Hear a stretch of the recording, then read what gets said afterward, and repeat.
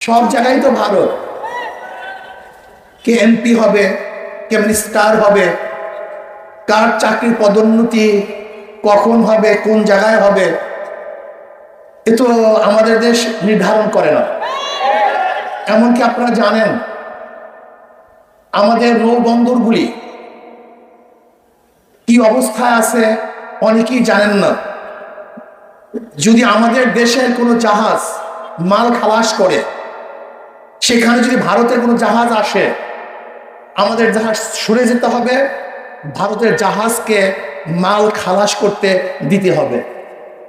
আজকে আমরা কি দেখেছি, শ্মশান পূজা নাঙ্গা তলোয়ার নিয়ে করা হচ্ছে, নাঙ্গা তলোয়ার নিয়ে।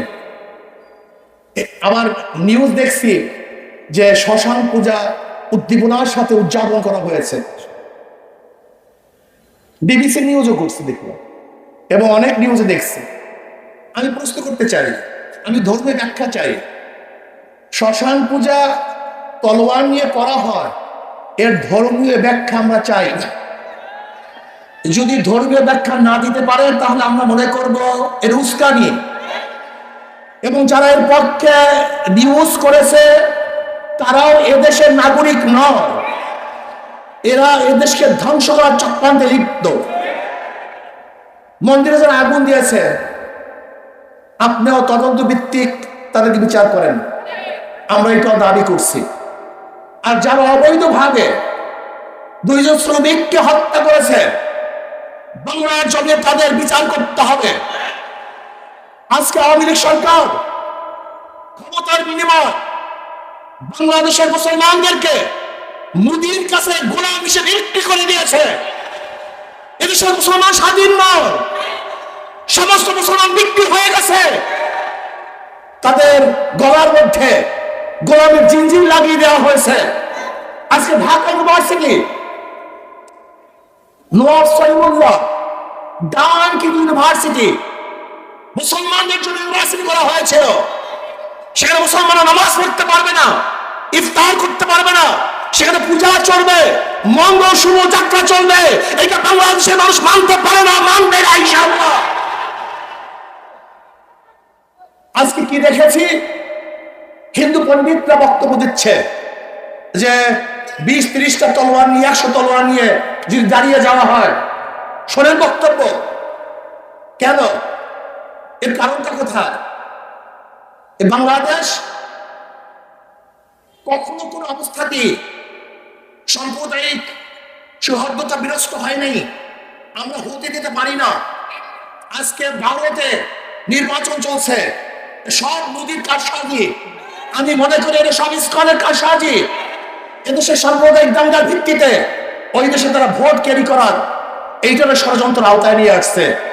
সব জায়গায় র, আপনি যান মিডিয়ায়, সেখানে র বসা। আপনি যান প্রাইম মিনিস্টারের কার্যালয়, সেখানে র বসা। আপনি যান সব জায়গায়, সেখানে সব র। তাহলে কেন দেশটাকে স্বাধীন করেছিলাম? আমরা স্বাধীনভাবে থাকতে চাই, গোলাম হিসেবে থাকতে চাই না, গোলাম হিসেবে বাঁচতে চাই না। বাঁচবো তো বাঘের মতো একদিন বাঁচবো, শিয়ালের মতো 1000 বছর বাঁচতে চাই না। যদি সরকার আগামী বুধবারের মধ্যে সরকার যদি দোষীদেরকে গ্রেফতার করতে ব্যর্থ হয়, তাহলে বাংলাদেশের জনগণ ঐক্যবদ্ধভাবে এমন আন্দোলন করবে, এমন কর্মসূচি দিবে, যে কর্মসূচি ফিরাবার ক্ষমতা সরকার রাখে না, মোদির দালাল রাখে না। আমি মনে করি এই সরকার জনগণের সরকার নয়, বর্তমান সরকার আওয়ামী লীগ সরকার মোদি কর্তৃক নিয়োজিত সরকার। কাজে মোদি কর্তৃক নিয়োজিত সরকার বাংলাদেশের জনগণ দেখতে চায় না, দেখবে না ইনশাআল্লাহ।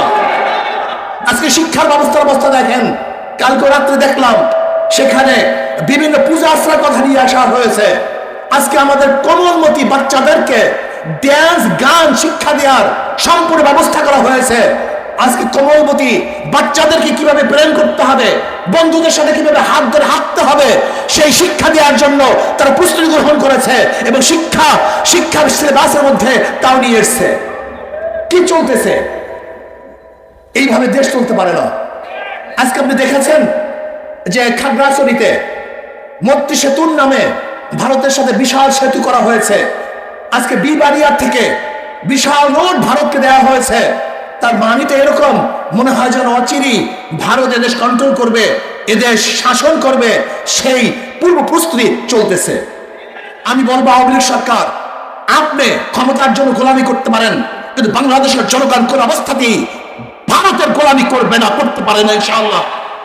যদি রক্ত দিতে হয় আমরা রক্ত দেব, জীবন দিতে হয় জীবন দেব, জেল খাটতে হয় জেল খাটবো, কিন্তু বাংলাদেশের জনগণ কোন দেশের গোলামি করবে না, করবে না, করবে না ইনশাআল্লাহ।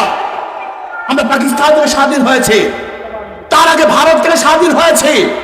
প্রয়োজনে এই স্বাধীনতা রক্ষা করার জন্য আর একবার ইনশাআল্লাহ আন্দোলন করব, সংগ্রাম করব, এই দালাল সরকার উৎখাত করবই করবে ইনশাআল্লাহ। কাজে যদি আগামী বুধবারের মধ্যে দোষীদেরকে গ্রেফতার করতে সরকার ব্যর্থ হয়, আগামী শুক্রবার বাংলাদেশের প্রত্যেকটা জেলায় এবং প্রত্যেকটা মহানগরী ইসলামী আন্দোলন বাংলাদেশ জনগণকে সাথে নিয়ে বিক্ষোভ মিছিল প্রদর্শন করবে ইনশাআল্লাহ।